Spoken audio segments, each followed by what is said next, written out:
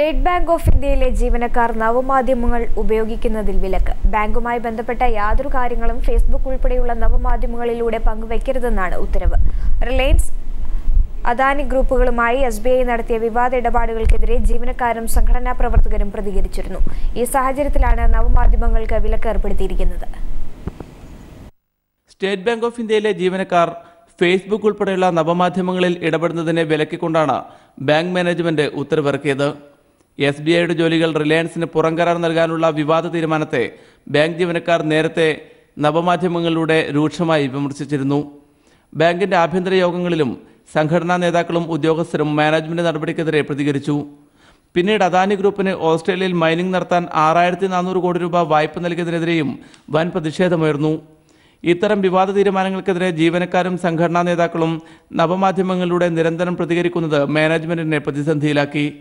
ഇതേ തുടർന്നാണ് ജീവനക്കാർ ബാങ്കുമായി ബന്ധപ്പെട്ട യാതൊരു വിഷയങ്ങളും ഫേസ്ബുക്ക്, ട്വിറ്റർ, വാട്സപ്പ് മുതലായ നവമാധ്യമങ്ങളിൽ പങ്കുവെക്കരുതെന്ന് മാനേജ്മെന്റ് ഉത്തരവിട്ടത്. SBI ഡെപ്യൂട്ടി മാനേജിംഗ് ഡയറക്ടർ പുറത്തിറക്കിയ ഉത്തരവിന്റെ പകർപ്പ് പീപ്പിളിന് ലഭിച്ചു. ഉത്തരവ് അംഗീകരിക്കാത്ത ജീവനക്കാരുടെ പെട്രോൾ അലവൻസ് ഉൾപ്പെടെയുള്ള ആനുകൂല്യങ്ങൾ ബാങ്ക് മാനേജ്മെന്റ് തടഞ്ഞുവച്ചിരിക്കുകയാണ്. ജീവനക്കാരുടെ മൗലിക അവകാശങ്ങൾ കവരുന്ന മാനേജ്മെന്റ് തീരുമാനം പിൻവലിക്കണമെന്നാവശ്യപ്പെട്ട് സ്റ്റേറ്റ് ബാങ്ക് ഓഫീസേഴ്സ് അസോസിയേഷൻ ഉൾപ്പെടെയുള്ള സംഘടനകളും രംഗത്തെത്തിയിട്ടുണ്ട്. PV കുട്ടൻ, കോഴിക്കോട്.